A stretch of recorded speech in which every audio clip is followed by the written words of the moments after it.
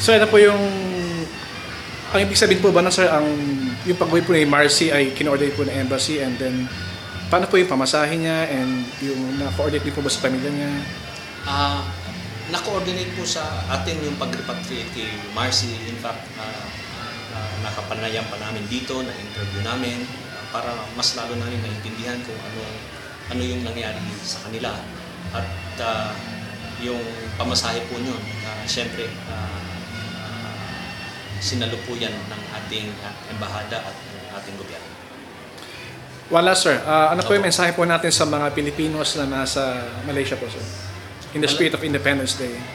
Alam niyo po, kanina sa simbahan, binanggit ko na bilang ambahador dito sa Kuala Lumpur, ako ay natutuwa na ang mga Pilipino dito sa Malaysia ay patuloy na nagtutulungan at nagbabayanihan, at nagpasalamat din po ako sa kanilang pagsuporta sa ating embahada.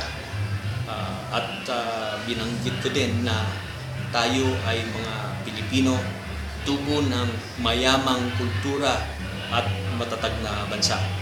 Kahit anong pagsubok man ang ating maharap, ito po ay makakaya natin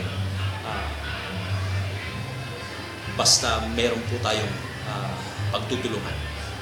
Salamat po sir.